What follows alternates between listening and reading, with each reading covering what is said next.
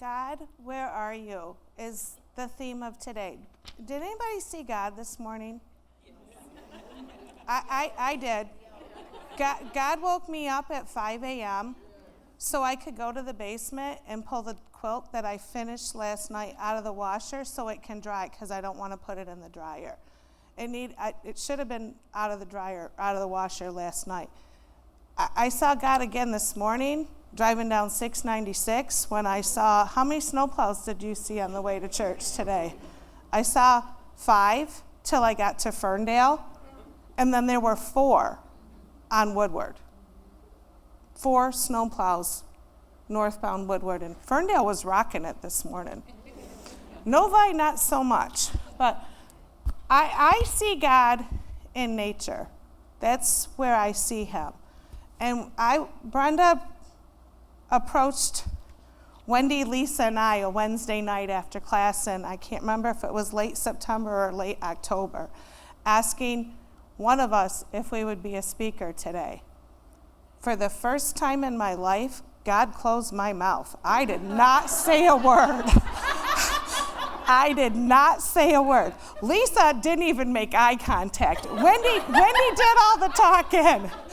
But yet somehow I'm up here talking to you today.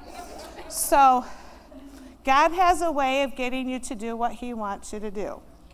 So, God, where are you? And I started thinking about this, and again, I see God in life, and there was a discussion about storms and whatnot, and I looked at Debbie, and I go, I've had storms in my life, and I've turned to God.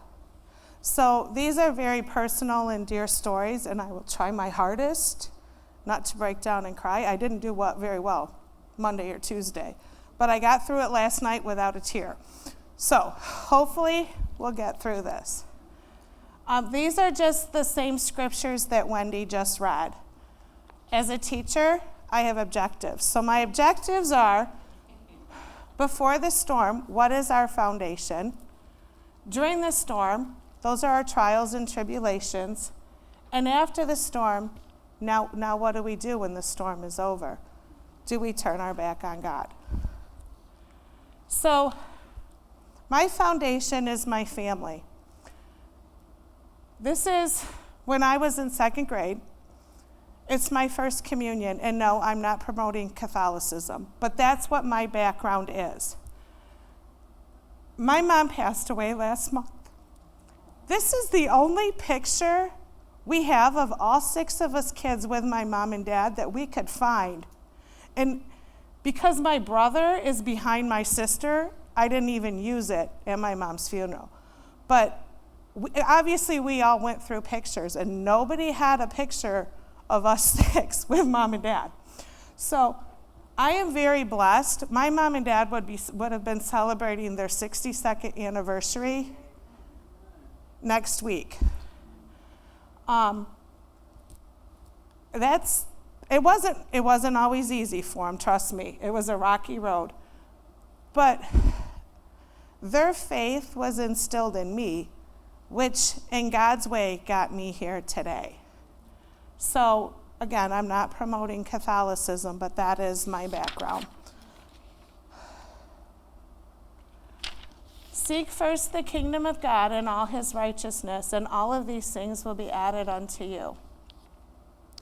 I was a seeker. That's how I was described when I came here to Royal Oak as a visitor.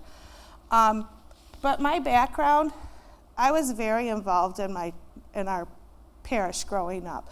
Very involved in the youth group. Went to catechism every week. We went to mass every Sunday. Even when we were on vacation, one quick snippet, we were up in Tequamanon. We had spent the day traipsing through the lower falls. Feet were wet. Mom says to Dad, drive by church, find out what time mass is in the morning. Mass started 20 minutes ago, and it was the only service that weekend. There goes the Bear Clan tramping into church 20 minutes late because we didn't miss church. And that's still imparted in me. I am dedicated to be here, obviously, in a snowstorm as well. But involved in the youth group, there were many of times, I don't know if it was once a year, twice a year, we did breakfast to raise money for Right to Life. We didn't have Michigan Christian Youth Camp when I grew up. We had Dymo Camp, and it was only 1 week during the summer, but all through high school, every year I went. A year after I graduated, I was asked to go back. We did Women in Formation monthly retreats with just the girls to teach us how to become better Christian women. We did Teens Encounter Christ Tech Weekends, where we went up and it was teens from all over the diocese. We were searching for God, again, under the Catholicism, but it's what my foundation is. I always knew that there was a God, and I was always taught to trust him and that he will be there to provide for me what I needed. So, when a storm's coming, how many of you went to the grocery store yesterday to buy groceries for today's storm? How many of you made sure you had gas for your snowblower today? So when the weatherman predicts the storm, and we know, I'm going to be honest, in Detroit, 9 times out of 10, they're not accurate. Like that ice storm that may or may not have hit last Sunday. But we prepare when we hear there's a storm coming. Are we prepared for the storms that come in our life? What is it that we need to do to prepare for the trials and tribulations? Because we know they're going to come. But what is it that we do to get ready for those storms? Do we turn to God? Or do we turn to another source to get relief from it? I personally turn to God, and I'll get more into that as we go through. And these pictures, again, this was planned Thanksgiving, Christmas time. But most of my storm pictures are of snow, and how fitting that it's a blizzard out there today. So, and I took all but 2 of the pictures. So, but seek the Lord and his strength, seek his face continually. So during my first marriage, our neighbors invited, we first lived with my in-laws, and then we got a place up in Holly, and shortly after we moved, probably like within the first week, our neighbors approached us and invited us to the church. And it was a Methodist church. And I worked at Beaumont, and I had to work every other weekend. So my husband went to church, I went to work. The next weekend, we probably, I believe, went over to Grand Rapids for a family function. The third week, my husband went to church, I went to work. And then I get a knock on the door, and it's the pastor from the Methodist church asking me what I think of the church. And I have to admit, I don't know. I've not been. And I explain why, and I'm like, Paul's my ex-husband, by the way. I think I need to go to church with you this Sunday. Our neighbors also invited us to a Bible study in their home. And it was 6 to 8 couples. I can't remember how often we would get together, but we would study the scriptures. I was constantly seeking God, and I knew how important God was in my life. And the prayer of the faith will save the one who is sick, and the Lord will raise him up. The prayer of a righteous person has great power as it is working. I kept all my scriptures in the same version, but I really like this one better in the King James Version. The prayers of a righteous man availeth much. And the reason is my husband and I decided to try to have a family. And my first pregnancy resulted in a miscarriage, and I needed to have surgery because I had a deformity in my uterus. And then I was able to get pregnant again, and 9 months later I had Cameron. And it was an uneventful pregnancy. The day we went to take Cameron home from the hospital, Cameron turned blue and was admitted to special care nursery. Cameron's 25, so you know it has a good outcome. They didn't know what was going on. They did a full septic workup on him, and the fourth-year pediatric resident comes in and says to me, Mrs. LeDuc, we did a spinal tap, and your baby didn't respond the way a newborn baby should. Don't ever say that to a newborn mom, because she freaks out. I went down to the special care nursery and saw Cameron hooked up to monitors, heart monitor, all kinds of wires, an IV. And I had seen babies like that because I'd done EKGs and I'd gone to the NICU. So it wasn't a total shock as it would be for somebody without the background that I had had. But it's still, that was my baby hooked up to those monitors. And I remember walking into the nursery, and my first thought was, God, you took my first baby before I saw him. I'm not ready to give this one to you. My prayer for Cameron was that I could see him and hold him. That had happened. I spent 2 days with Cameron. I wasn't ready to turn him back to God. Cameron spent a week, thank you. Cameron spent a week in the special care nursery and was discharged a healthy newborn baby and was told by his mom he could not get sick again. Cameron made it 18 months before his first ear infection. So he was a good listener back then. But at one point during that week, obviously people were praying for us, praying for Cameron. They came in to draw his blood, and they poked him, and Cameron screamed bloody murder. And I knew in my heart that God had answered my prayer and that Cameron was going to be okay. But we turned to God in our time of need. When we had a sick baby, we knew that prayer was what was going to get us through.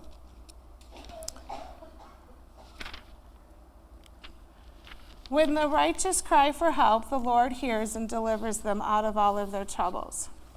My third pregnancy was another miscarriage. My fourth pregnancy, we went in for our ultrasound and found out there was trouble with the baby. The corpus callosum, which is the connective tissue in the brain, wasn't developing. They suspected a heart defect. He wasn't measuring correctly for his size. I honestly, I can't remember details, so I'm going to give you bits and pieces to make the picture for the point that I want. I had to go back a week later to recheck things.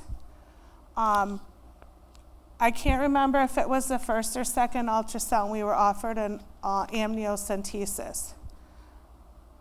I chose to do that so the doctors could find out what was going on with my baby, not so I could make a decision to terminate. That was not an option for me, even though it was presented to us.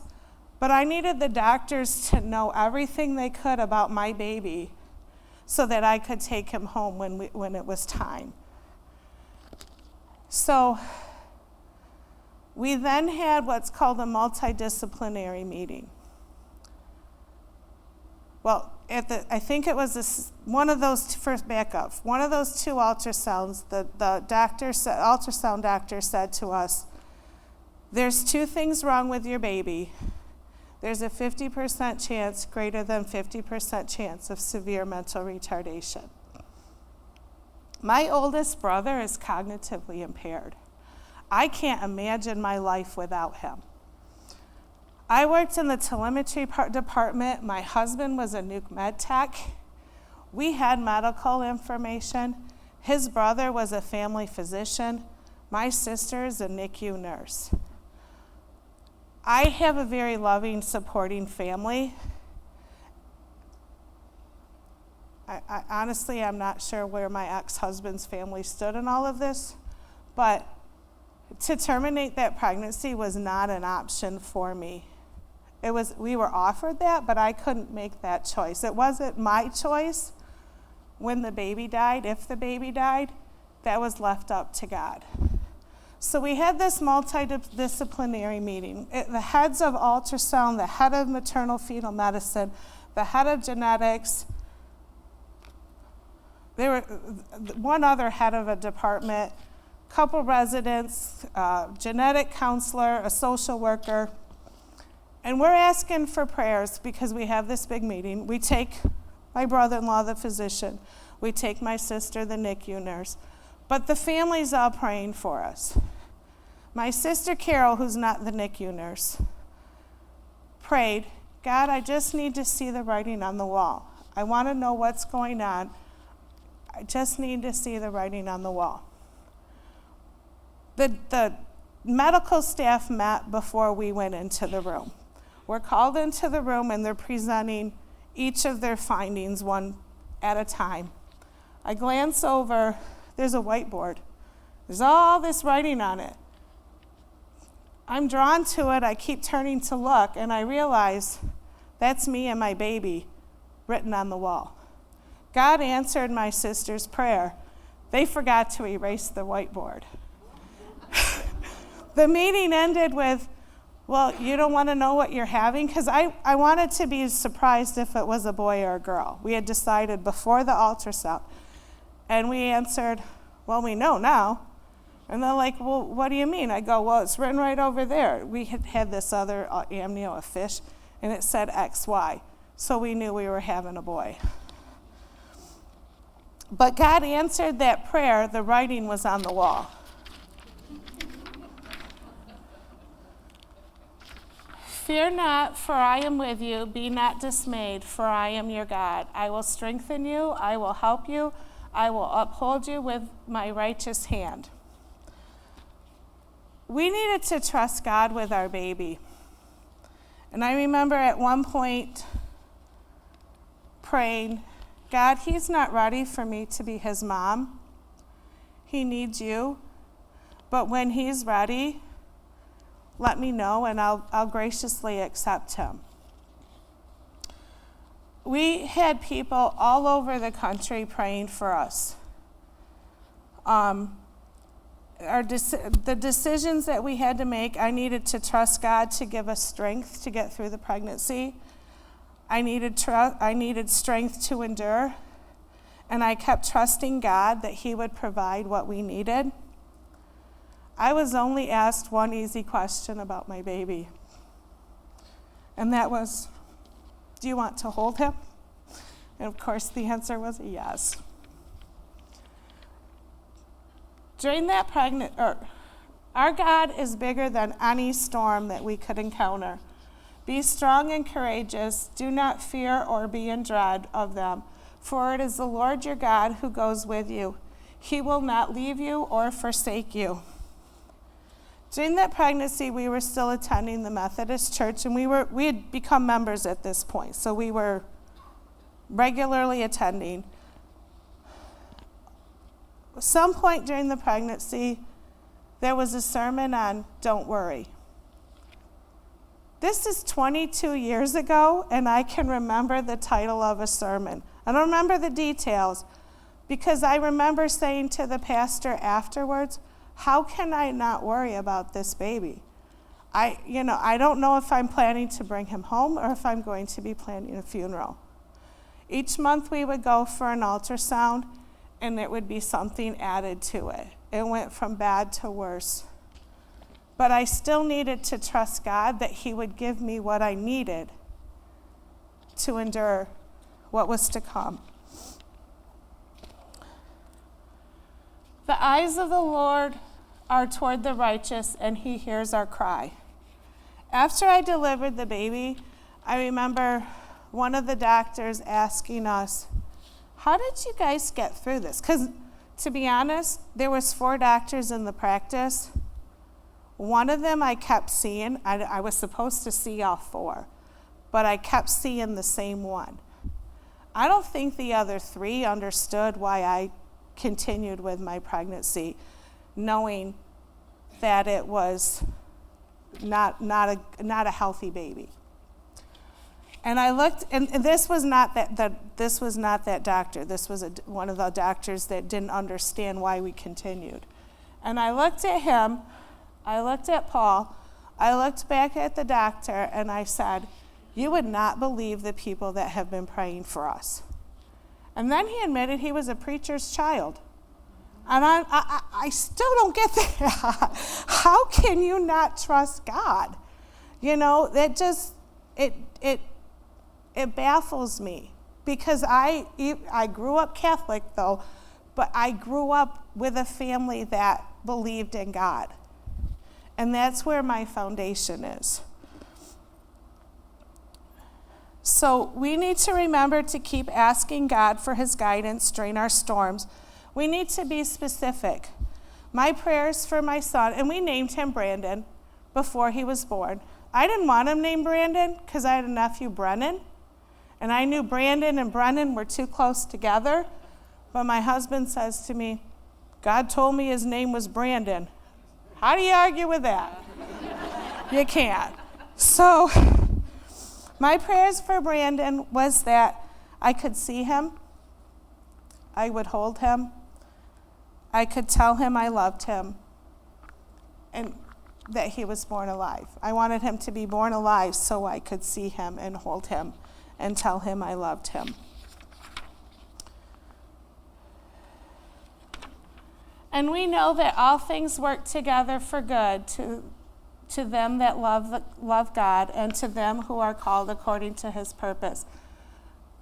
I chose this verse because when I worked in telemetry, my supervisor was a Baptist minister's wife, and during one of my storms, she gave me this verse, and this verse has become very dear and special to me.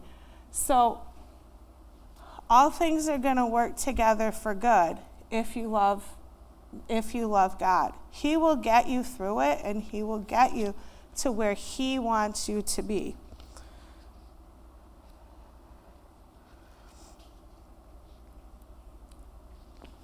Ask and it will be given to you. Seek and you will find. Knock and it will be open to you.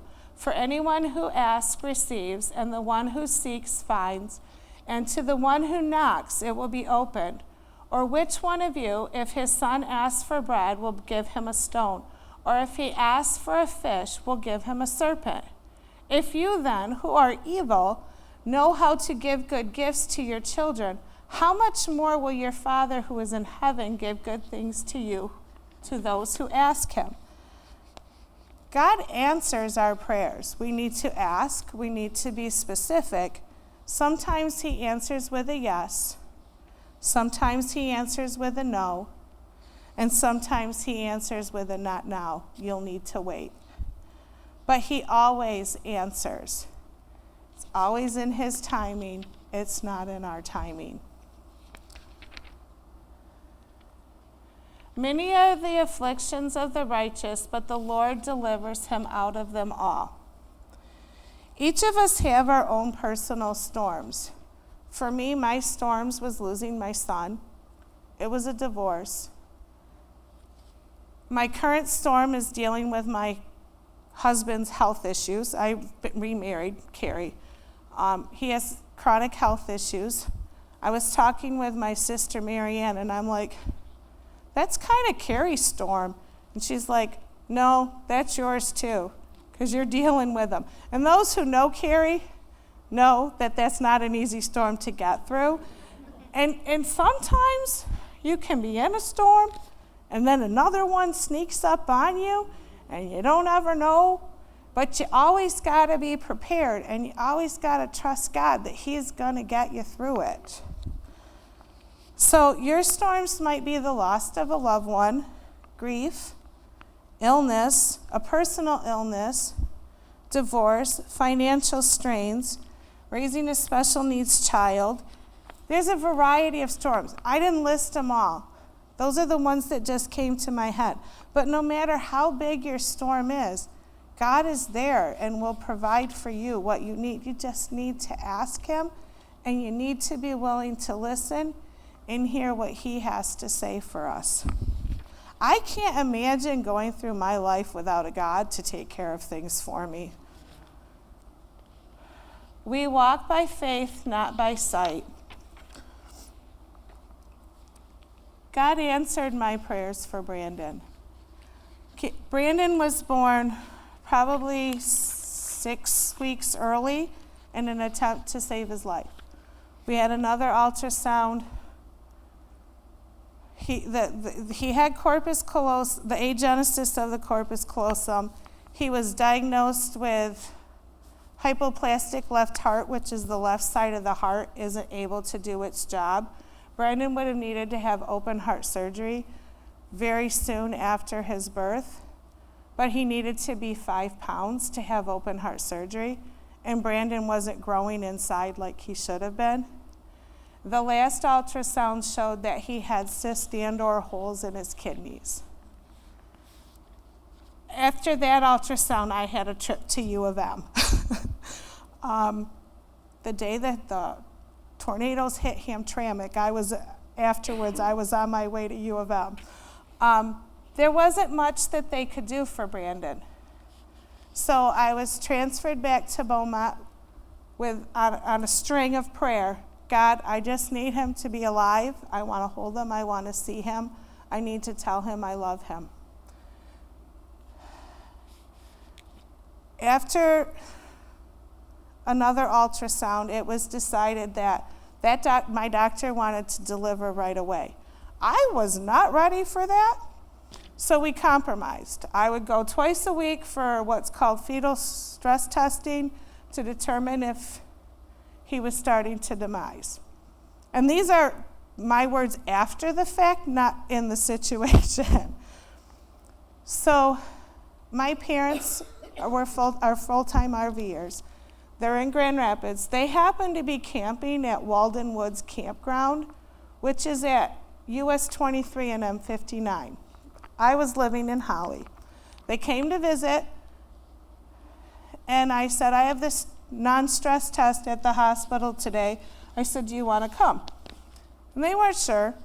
And I go, well, if something happens, you'll be there. They drove me to the appointment. We did not pass the appointment. So it was determined that I would be having a C-section that afternoon. God answered my prayers in that delivery room. I heard my baby cry, and I said, is that him? Is he crying? And the doctor leaned over and said, remember, I told you he might need to be hooked up to a ventilator. I knew that. I remembered that. But don't steal this moment for me. My baby is alive, and I needed that. And God knew that, so he let me hear him cry. And he was on the other side of the room, and I don't know what they were doing because I'm having a C-section. The nurse brings him over. He's wrapped up. He's intubated. And I pray I never forget how blue his eyes were, because that's the one thing I noticed. His bright blue eyes just popped out at me. And as they took Brandon to the NICU, I called out to him, I love you. 3 of my prayers were answered right there in the delivery room. I don't remember if it was the next day or if it was 2 days later. I kept asking if I could hold him. And I went into the NICU, and they said, do you want to hold your baby? It took 2 nurses to hand me that 2-pound, 13.5-ounce baby into my arms. And I was flying high. Not on the Vicodin they made me take before I went to the nursery, but because I was holding my baby for the first time. Fear not, for I am with you. Do not be dismayed, for I am your God. I will strengthen you. I will help you. I will uphold you with my righteous right hand. I needed to trust God that he knew what he was doing with my baby, that he would take care of him, and he would let me answer my prayers as I needed. I don't know why God chose me to be Brandon's mom. I plan on asking him that one day. And I want to ask him, I wanted us a little bit more time. But having Brandon has helped me in my job. I'm a preschool special education teacher. And my class demographics have changed over the last 10 to 15 years. When I first started teaching early childhood special education, I had a lot of speech and language kids, and I maybe had 1 or 2 kids with autism. My class has become an ASD classroom, henceforth my going back to get my endorsement. And of all the diagnoses or eligibilities that I see in my classroom, I would think autism is the hardest one to tell a parent. And it's become part of my job to tell parents that their child has autism. And it's not easy. I can remember verbatim what doctors have said to me about Brandon, and it's been 22 years. I work with a speech path who's very blunt, very direct, and very straightforward. She does not sugarcoat anything. And we're heading over to do a home visit on a student, and I'm like, we have to choose our words carefully. And I shared my story. I remember what that doctor said. That's probably been 4 or 5 years. She still remembers the date. We went Halloween, his 3rd Halloween, to have a conversation with his mom about autism. And it wasn't the first time the mom had heard it, but we chose our words carefully. And the mom still left in tears and excused herself and went to the bathroom, and we're sitting in the living room looking at each other. The child is destroying their living room, because that's what he did. It was a little tornado. But me having Brandon gave me that life experience that I could then share with a coworker, so that when we went to have a conversation with a parent, it wasn't so harsh. Because what the doctor said to me was very harsh. But we need to trust God to give us those words when we do have those difficult conversations. And when we're in those storms, I know I keep saying that, but we just need to continue to trust God with it. For my thoughts are not your thoughts, neither are your ways my ways, declares the Lord. For as the heavens are higher than the earth, so are my ways higher than your ways, my thoughts than your thoughts. I think I messed that up, but my mom said to me after Brandon passed away, Brandon lived 4 days. So I had him for 4 days. He never got discharged from the hospital. But it's 4 days I pray I never forget. My mom said to me it was a blessing, because he had a lot of health issues, and it is what it is. But that blessing still hurt. It still hurt to have him lose. But I don't know for sure, but I think it was to prepare me for what was coming in my career that I didn't even have. When I was pregnant with Brandon, I was not teaching. I was working at Beaumont as a telemetry tech, going to work, leaving it there. But God has other plans, and he does take care of us. So we just have to continue to trust. He knows what he's doing. We don't always see it, though. Therefore, do not be anxious about tomorrow, for tomorrow will be anxious for itself. Sufficient for the day is its own troubles. We need to remember to turn our troubles over to God. I hit rock bottom after Brandon passed away. I suffered depression. I needed to talk to somebody, and my husband didn't want to listen. The person who was supposed to help me through things couldn't handle it. Losing a child is one of the hardest things on a marriage, and unfortunately, my marriage did not survive it. So I sought out therapy, and I didn't want someone messing with my head. So I chose a Christian therapist. And I was going to therapy every week, talking to him and working through stuff. And she invited my husband in. Paul, do you want to come to therapy with me? Nope, he flat out refused. I went to his mom and I said, I don't understand why Paul wouldn't want to choose to go to therapy. Why would he choose divorce over therapy? He had promised himself when he was a child or something. I still don't understand it. And then the next thing I know, I'm being served divorce papers. I'm not even through the storm of my son, and now I have another storm, and I have to go through a divorce. And it's not easy. The divorce attorney says to me, it's like ripping apart the flesh. And it's true. Man and woman, a man leaves his woman, then the two are joined together, and they shall not be separated. It rips, and it just is one of the hardest things you can go through. The Lord is near to the brokenhearted and saves the crushed in spirit. That could not be more true of how I was at that point. I turned to the Bible. I looked up every verse I could find on love, marriage, and divorce while in the very early parts of my divorce. I didn't want to get divorced. But you can't save your marriage by yourself. It takes three. It takes you, it takes the spouse, and it takes God. You have to keep God in your marriage to make it keep it going. So I just continued to look for God, and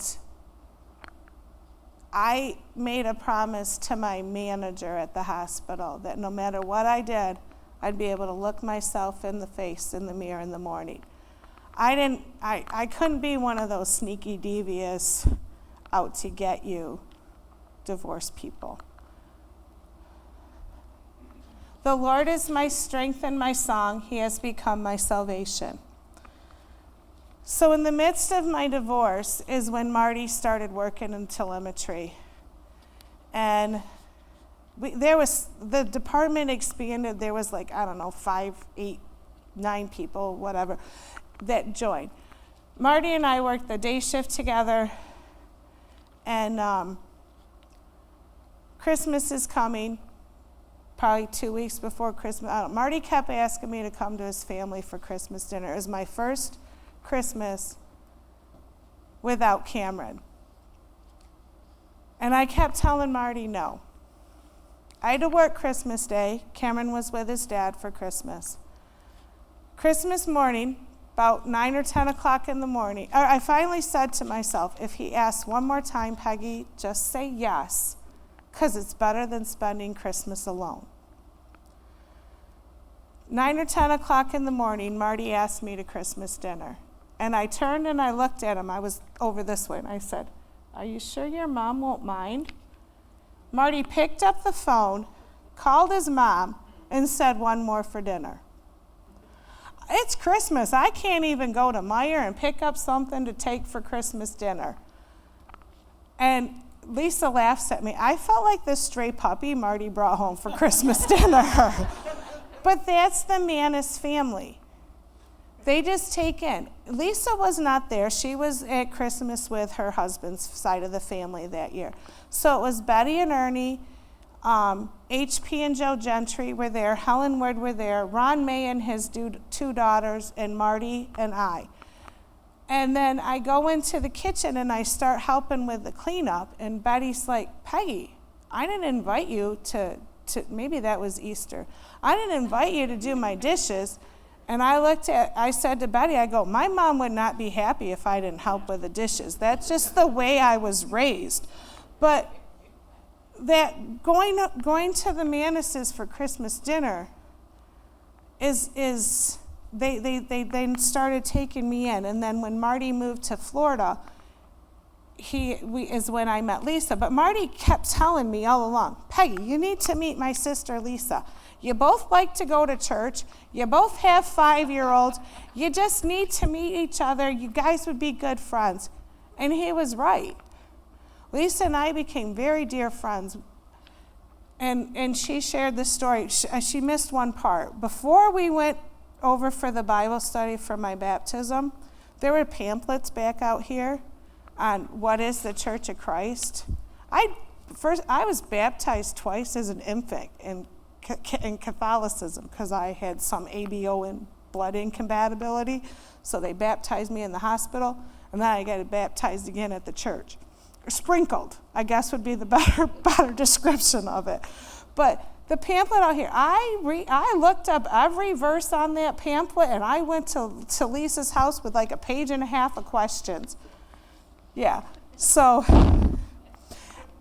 these storms that I've shared with you were all before I was baptized. That's why I spent so much time about seeking God, because I was seeking God. I wasn't baptized as a Christian yet, but I knew I needed God in my life. Oh, taste and see that the Lord is good. Blessed is the man who takes refuge in him. Spring has come. Now that I'm a Christian and I've been baptized, are my storms gone? Nope. Life is still filled with storms, and as I shared briefly, my current storm is my husband's health issues. Thanksgiving weekend, my husband and Wednesday night, he was admitted to the ICU with fluid overload. I honestly believe if we had gone to urgent care, who didn't like his pulse ox number, they sent us to the ER, and at 8 o'clock, 9 o'clock, we got to the ER. Somewhere before 10:30, he went into respiratory distress, couldn't breathe. They're putting him on a BiPAP machine. I honestly believe if we had not been in the hospital and we had been home, he would not have made it, because I would have gone to bed in a different bedroom because he keeps me up too late, and I would not have heard him, and he would have drowned in his own fluid. So Wednesday night he was admitted.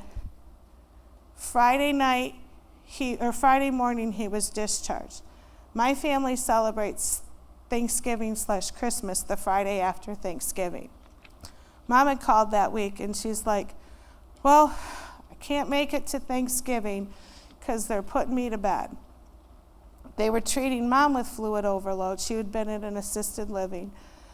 My concern was she was going to develop pneumonia. You put them in bed, their lungs fill up. So I talked to Mom twice that week, and because then Cary ended up in the hospital, so I called her about that. I called her Friday or Saturday to say, it's not that I didn't come visit you, Mom. We didn't make it over to Thanksgiving, but, because Cary was in the hospital, but he's home now. The Sunday after in church, my phone vibrates 3 times. It's always an indication of a group family text. Well, the first one was a sales promotion for Lakeshore Learning. The second was you have a massage tomorrow night. The third one was, and I didn't read these during service, just so you know. The third one, I did look at them. I'll be honest, I did look at them. The third one was 2 screens from my sister Carol. And it started with, I want to update you on Mom from Wednesday. It was communion time, I'm going to be honest. I'm flipping and I'm flashing my phone. I just scrolled to the bottom. I talked to Mom twice. Did Mom die? Because I knew I was getting a group family text whether or not Mom had died or not. Nope, she's still alive. So now I'm spending the rest of service going, do I leave now? Do I wait till service is over? Do I leave now? Do I wait? Now I'm waiting. And there's a storm coming through that day, because Russ was up here praying for that storm, I remember. I pick up my friend Sally, who's sitting up here, and Sally and I drive over to Grand Rapids that Sunday after church. That was the last time I saw my mom alive. She passed the Tuesday after. So even as Christians, we get those storms. But I knew when we were there with Mom that she wasn't going to pull through. She'd been in hospice. Hospice provides comfort care, they don't treat. She'd have this fluid overload. She'd gone non-responsive, but if they're not taking her to the hospital and giving her fluid back, she's not coming out of it. I'm the special education teacher in the family. Marianne's a LPN, Carol's an MRI tech, Janie's the NICU nurse. They didn't get it.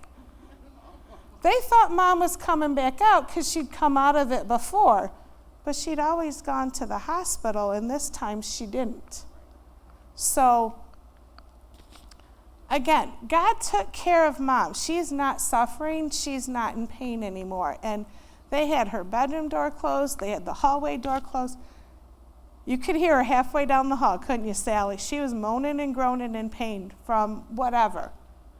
We don't know. She'd been there 2 or 3 times before, but God took that suffering away from her.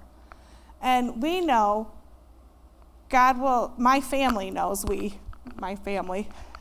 that she's where she needs to be.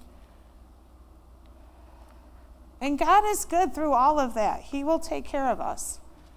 I press on toward the goal for the prize of the upward call of God in Christ Jesus. So, as a single mom, I'm backtracking here. After my divorce, I wanted something better in my life. Telemetry wasn't going to cut it for me. It wasn't it was a job you went to, you put in your time, you left. I needed something to fill me up. So I put my anger from my divorce into my schooling, and I went back, and that's when I earned my master's degree, and I started teaching, was at that point. But I knew I needed to trust God, because I'll be honest, it wasn't easy as a single mom. Fortunately, Beaumont has a tuition had. Don't know if they still do. At the time, they had a tuition reimbursement fund for, you got X amount of dollars as a full-time employee and Y for a part-time employee. So but it's just tuition. It's not books or anything like that. So I was utilizing that, and I was full-time. When I started teaching that in August, I went extremely part-time. I went from full-time to a 0.2. And I'd already utilized my full X at Beaumont. I get a call from Beaumont. I don't even know who it was. She's like, yeah, you owe us $200 or $300 for overpayment for tuition reimbursement. I'm like, what? Yeah, we overpaid you. And I realized it was because I was full-time, went to extreme part-time, and they were prorating it for my year. Honestly, as a single mom, I worked 2 jobs. I took a pay cut to start teaching and kept my job at Beaumont to subsidize my income. Cameron didn't get extras, but Cameron didn't lack things either. We were making it on our own. And he went to see his dad every other week. We had joint custody. So there wasn't child support involved. But I didn't have that money. I was living paycheck to paycheck. I said to the lady, sometimes I get quick witty. I said to her, I go, can you apply it to a year I didn't use it? I mean, I'd worked at Beaumont for probably 10, 15 years at this point and used tuition reimbursement for a year and a half. Never heard from the lady again. Her response was, oh, well, let me look into that. Never heard from her again. My position was eliminated, and they didn't ever take it out of my check. So it must have been applied to another year. Don't share my story with other people, because I don't think they'll be that liberal anymore. But to me, God took care of that. And I didn't even ask him. He knew I didn't have that money, but my quick wit sometimes comes in handy. I sought the Lord, and he answered me and delivered me from all of my fears. Through all of those, and those are the major storms in my life, God took care of me. I landed on my feet after my divorce. I think Cameron was raised by a good family. And this here on Sunday morning, is Cameron's family. It's not just me. It's not just his dad. But Cameron is, in my opinion, and I am a proud mama, he's successful. You know, he's 25. He's got a job. He's not living in my basement. You know, and it took a village to raise him. So I sought God to raise him, and God took care of him as well as me. There's been lots of prayers for Cameron. I have fought the good fight. I have finished my course. I have kept the faith.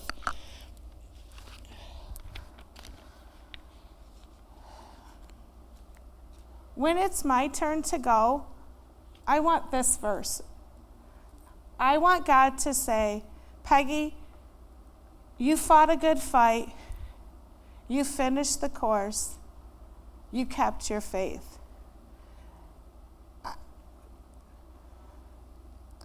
When my mom passed, my dad, well, before she passed, that Tuesday, my dad wanted last rites done. My dad is a very devout Catholic. Mom actually converted after they got married.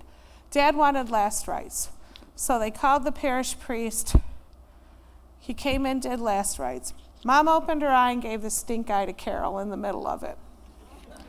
Later that afternoon, the minister from the American house where she was living came to visit and prayed over her, and he read this verse. And it was probably within 20 minutes that Mom passed away. Mom needed to be told it was okay to go. She'd been fighting it, but I fought the good fight. I finished my course. I kept my faith. My mom raised 6 of us kids. My dad worked a job and a half and was not home.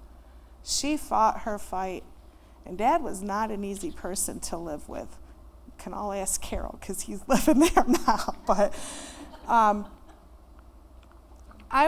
want God to say this about me too. So that means I'm not done. I need to keep working.